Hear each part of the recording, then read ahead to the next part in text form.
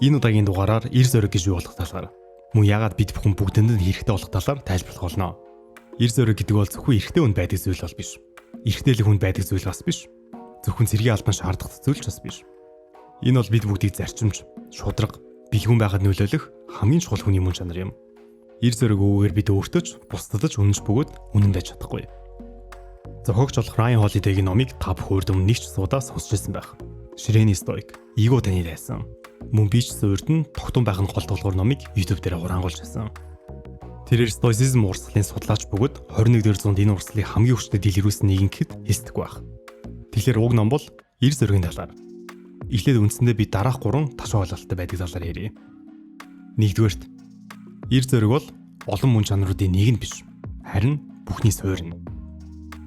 Эр зоригтой байсны ачаар бид бодит байдалд нүүр тулж, шудраг үйлдэл гаргаж, шунал төслөд харж, зовлон шаналлыг давж чадна. Эр зориггүйгээр бид эдгээрээ айлыг нь хийж чадахгүй. Хоёрдугаарт чиний амьдралын хамгийн том аял заанал бол бүтлгүүтэл биш. Харин бүтлгүүтлээс зүхтах явдал. Бүтлгүүтэл магадгүй шанга нэг удаа өвдөх байх. Харин бүтлгүүтлээс зүхтагаад байвал чи бүр мөсөн үгүй болох болно. Хүн бүтлгүүтлээс зүхтасаар байвал амьдралыг амьдралгүй орж өөрөөр амьдрч үзэлгүй. Хулчгар байх нь зуршил болж, бусдад хорцож, харамсаж, сул дорой нэг насыг өнгөрүүлэх болно. 3-дугаарт эр зоригийг хүн сурч эзэмшдэг. Энэ бол генетикийн өгөл бол биш. Энэ бол айдастайгаа нүүр туснаар суралцдаг уур чадвар. Бусдад бүхий л уур чадруудын нэг адил бид эр зоригийг сурах бүрэн боломжтой. Энэ удаагийн дугаараар эр зориг гэж юу болох талаар 6-9 тухайн та бүхэнд тайлбарлах болно. Гол агуулгад орохоос өмнө энэ удаагийн дугаарыг Denk Pharma-гийн Brain Active-ийн туслалтаагаар та бүхэнд хүргэж байна. Brain Active бол тархины амин тэжээл. Дотроо гинко билобагийн ханд, мелисагийн буюу нимбэгний балзман ханд, пантотеины хүчил буюу витамин B5, кофеин, омега 3 агуулсан байгаа. Эдгээр нь цусны эргэлтийг сайжруулж, анхаарал төвлөрөлт нэмэгдүүлж, стрессийг бууруулж, насны дордол зэрэгс сэргийлдэг. Тархи бүтэн функцээр ажиллахын тулд шаардлагатай бүхий л амин дэмийг агуулсан байгаа. Оюуны ажил хийдэг бүхий л хүмүүс зориулсан тийм бүтээгдэхүүн байгаа шүү. Та өөрт хамгийн ойр эмийн сангуудаас худалдаа авах боломжтой. Ингээд гол сэдвээр орцгоё. Тэгэхээр энэ дөрөнд эр зориг гэж юм юу вэ? Ихэнх хүмүүс эр зориг буруугаар боддог. Баатарлаг байх, өөртөө эртэлтэй байх, юунаас айхгүй байх гэмээр. Гэхдээ эр зориг гэдэг бол айдастай үедээ гарах зөв үйлийг хэлдэг. Энэ бол хүн болны амьдрал тохиолддог. Бүр өдөр болгон зөвхөн кинон дээр гардаг зүйл бол биш. Амьдрал биднээс өөрийгөө болон хин нэгийг өвтгөх, үний яриа эхлүүлэхийг, бусдад зааг тогтоохыг, дургүй ажлаасаа гарахыг, бусдад шүмжлэгцэн гэсэн хамаагүй дуртай зүйлээ хийхийг, олны өмнө гарахыг, олны өмнөөс шийдвэр гаргахыг, хангалттай юм шиг санагдахгүй байсан ч оролдож, туршиж, эхлүүлэхийг. Энэ бүхэн танд эр зоригийн дуудлага орж ирдэг. Хийгээд үзье, зориглоо ихлээр айдас орж ирдэг. Мэдээж айдас байлгүй байх уу? Райан Холидей уг номон дээр толоос содор ямар ч баатарлаг хүн бай бүгд айдас мэдэрдэг гэж бичсэн. Хэрв юу ч мэдрэхгүй байвал тэр бол сэтгэс нь эрүүл биш гэсэн үг. Чингис хаан дайна гарахдаа ямар ч айдас мэдэрдэггүй байсан гэж бодож байна уу? Үгүй л ах. Тангууд руу дайлаар мортоход мориноос унж бэртээд айхтар халуурс өг төвшмөлүүд нь нутаг буцаж таны идэрсний дараа дахиад ирээ гэж хэлэхэд тэр үгүй ээ тэгвэл тэд биднийг айсан гэж бодно. Эндээ идгээгээд эндээ бэлдээд эндээс дайлаа авна гэж хэлсэн удаатай. Стоицизм дээр бол ингэж үздэг. Сэтгэл хөдлөл бол үнэн. Гэхдээ сэтгэл хөдлөл юмсыг захирдаггүй гэж. Өөрөөр хэлбэл айдсыг мэдрэх нь, айдас захирагдах нь тусдаа шал өөр асуудал. Бид анхаарлаа хандуулах ёстой нь айдастай захирдахгүй байх явдал юм. Хүн олон удаа бултах, зүхтах, зайс хийх эдгээр үйлдэлүүдийг давцаарлах юм бол хулчаар болчдөг. Хулчаар байх нь зуршил болчдөг. Эцэст нь бүр зан характерх нь нэг хэсэг нь болчдөг. Иймээс айдас бол дайсан биш. Харин хулчаар байх нь дайсан юм. Хамгийн их болгоомжлох ёстой зүйл бол энэхүү айдас гэж нь ердөө л нэг сэтгэл хөдлөл биш бөгөөд үлгэр зохиогч болчдөг явдал. Юу гэсэн үг вэ гэвэл бид айсандаа санаанаас юм зохиогоод үүндээ итгэждэг явдал байгаа юм. Хэрвээ ийм хэлчих юм бол, хийчих юм бол за би бүхний баллаган дээр насан туршдаа хичээж амьдрах нь. Хүмүүс намайг үзэн ядах нь. Би угаасаа тэнцэхгүй. Би бэлэн биш гэх мэтэр. Бодит амьдрал дээр болоогүй, болохгүй үлрийг санаанаасаа зохиочдөг байна. Тэр үлгэртээ итгэх нь хамгийн таатай бөгөөд тухтай санагдаад хулцруулах замыг сонгодог. Хэдэн сарын өмнө илүү дэлжинтэй нэг найз маань над дээр ингэж ярьсан юм. Уг нэг фитнесээр турмаар байна л да. Тэр фитнес дотор байгаа тэр их олон гоё биетэй хүмүүсээ ажид өөхөн унжуулад явна гэхээр бүр үнэхээр их санаа зовж байна. Тэр хүмүүс намайг хараад энэ муу ачаагүй амт энтергээ бодохгүй гэж байгаа байхгүй юу? Энэ бол жинхэнэ үлгэр. Харин ч эсэргээрээ өөрийн биед анхаардаг хүмүүс бол бусны хичээл зүтгэлийг хамгийн их үнэлдэг. Бид нар санаа зовлууд 99% нь бодит амьдрал дээр тохиодоггүй гэдгийг сайн ойлгох ёстой. Бид тэдгээр санаа зовлуудын оронд хамаагүй бодит зүйл дээр л анхаарлаа хандуулах ёстой. Ингэсээр хагаад хулцгаар болчихгүй гэдгээс. Хэрвээ танд иймэрхүү байдлаар айдсан тохио ирсэн бол энэ бол харин ч эсрэгээрээ сайн хэрэг гэж хүлээж авах ёстой. Энэ бол өсөн дэвчих боломж. Чухал гэдгийг илтгэх тохио. Өөрийгөө сорих дуудлага юм шүү дээ. Ир зөргийн талаар бас нэгэн зүйлийг зайлшгүй дурдах шаардлагатай. Ихэнх хүмүүс ир зөргийг идэвхтэй байдлаар нь дүгнэдэг. Гэтэ үнэн эрэхтэй ир зөрг бол чимээг үед хамгийн их шаарддаг. Ир зөрг бол болоход амарх үед үлдэх сонголт гаргах тухай юм. Бизнесээ өргөжүүлэх, хүүхдээ өсгөх, ном уншиж дуусгах, өвчнөөс эдгэрэх. Энэ бүхэнд бүгдэнд нь чимээгүй ир зөрг шаардлагатай. Ryan Holiday хэлэхдээ орчин цаг бол хүн төрөлхтөнд дүгнэх хамгийн тав тухтай үе гэж. Энэ тав тухь биднийг юунд ч дархлаагүй бөгөөд тэсэргүй болгосон.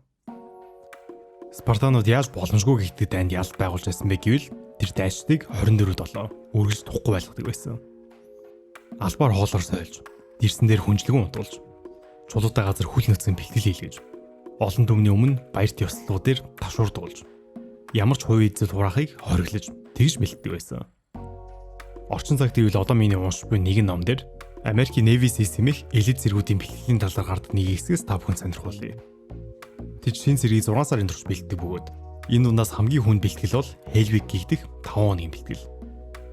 Шинэ зэргүүд 5 хоногийн турш нийт 4 цаг унтаж 320 км гүйж өдөрт 20 ба түүнээс дээш цагт нь нойтон хүүд нөхцөл физикал бэлтгэл хийдэг. Хамгийн гол нь энэ бэлтгэлийг орхих нь хүний өөрийнх нь дур. Болохын тулд цэргийн дуулгаан хонхны дор авч тавиад л болоо. Чамаа хинч загнахгүй, хинч хардахгүй.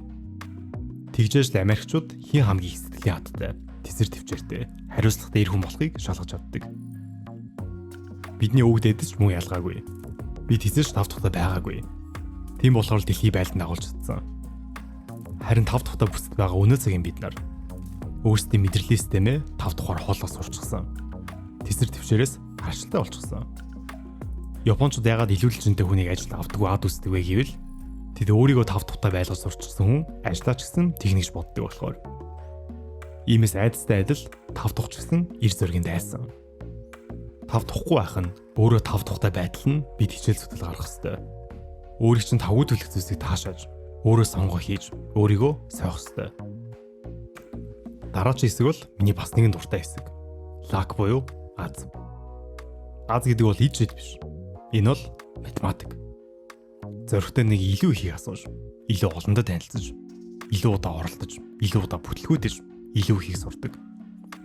Ийм үнийг бидний хэлж заншснаар аз байдаг.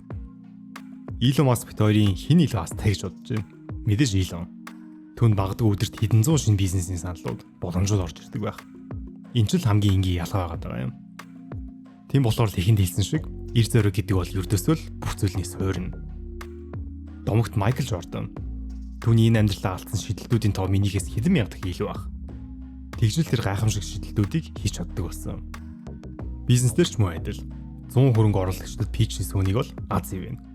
Нэгэндэж pitch хийгээгүй хүнийг хэзээ ч аз ивэхгүй. Даан харамсалтай нь юмс ийм л энгийн гэдгийг бид мартчихдаг. Иймээс орлого хамгийн чухал нь. Хэрвээ толгой муутай юм бол бусдаас нэг дахин илүү унш. Хэрвээ илүүдэлжинтэй юм бол бусдаас 2 дахин илүү хөдөл. Хэрвээ ядуу юм бол бусдаас хэд дахин илүү хөдөлмөрлө. Тэгээд ч хүрэхгүй байвал дахиад илүү ихжээ. Юм уншаад ойлгохгүй юм байна гэдээ хайлгүй дахиад унш. Уншаач ойлгохгүй байвал бичээд үз. Амьдрал бол угаасаа шудраг биш. Хизээ шудраг болохгүй. Хүн болгоны өгдөл нь өөр, эхлэх цэг нь өөр. Энэ шудраг бус амьдрал хичээл зүтгэлгүйгээр явбал өөртөө дургу хийвэр нэг насыг барна гэдгийг бид нар хүлээн зөвшөөрөх ёстой. Ир зориг гэдэг бол хэн бүхнээс ч илүүтэйгээр өөрөө өөрийгөө хүндлэх явлаас ихтэй. Харин хулчир зан чанар гэдэг бол өөрөөсөө урах үеийн давтан хилдэг. Хэрвээ хийх ёстой зүйлсээс зайлсан хийх гээд байвал тэр агшинд өөртөө ингэж санавал би хулчир биш. Тэгээд ажлын ард гарсны дараа өөртөө ингэж хэл. Би бол өөртөө итгэл авах нэгэн гэж. Өөртөө итгэх гэдэг бол магтаал биш. Харин нотлох баримт юм. Тэгэхээр эхэнд хэлсэн шиг эр зориг бол дасгал, давталтаар олж эзэмшдэг ур чадвар. Хинч эр зоригийг хатгаад хүрдэггүй. Бид үүнийг амьдралаасаа сурдаг. Тэгвэл зохиогч уншигчдад дараах тасгалыг санал болгожээ. Эхлээд үндсэндээ бидэнд дөрвөн төрлийн эр зориг байдаг. Бие махбодын, ёс зүйн, сэтгэл санааны, бүтээл сэтгэлгээний. Эдгээр дөрвөн төрөл байдгийг толгоондоо хийгээд өөрийнхөө айдаг үйлдэлүүдийг дараалалаар 1-10 хүртэлж хасаагаарай. Дөрвөн төрөл тус бүрдэн байвал сайн. За жишээлбэл танихгүй хүнээс юм асуух, Facebook, Threads дээр нийтлэл бичих, Crash кофенд орох, хоол олгондоо заавал ногоо идэх, хүт усанд орох, хүнээс уучлахгүй байх, өглөө болон өдрийн цагаар сошиал орохгүй байх, ажлын хамтрагчдаа талархал илэрхийлэх, уулны номын гих мэтчлэн шинэ клубт орох, явцгүй харилцаандаа цэг тавих, гих мэт өөрчлөн тухгүй юу ч хийж болно. Эдгээрүүдийг цаасан дээр бичиж ил олох нь маш чухал. Тэгвэл одоо эдгээрийг өдөр болгон хэрэгжүүлцгээе. Бие махбодны хувьд нэгийг, ёс зүй болон сэтгэл санааны хувьд нэгийг, бүтээл сэтгэлийн хувьд дахиад нэгийг. Тэгээд унтахаас өмнө 3 өгүүлбэр бүхий тэмдэглэл хөтлөөрэй. Өнөөдөр би юунаас айсан бэ? Өнөөдөр миний айсан ч хийсэн зүйл юу байсан бэ? Маргааш миний нүүр тулах айдас юу вэ? Эдгээр асуултуудыг бодож эргэцүүлж хариултыг өгөөрэй. За дараа нь 7 хоногт. Нэгдүгээрт энэ 7 хоног хийх ёстой айдас дагуулгах зүйлс чинь юу байх вэ?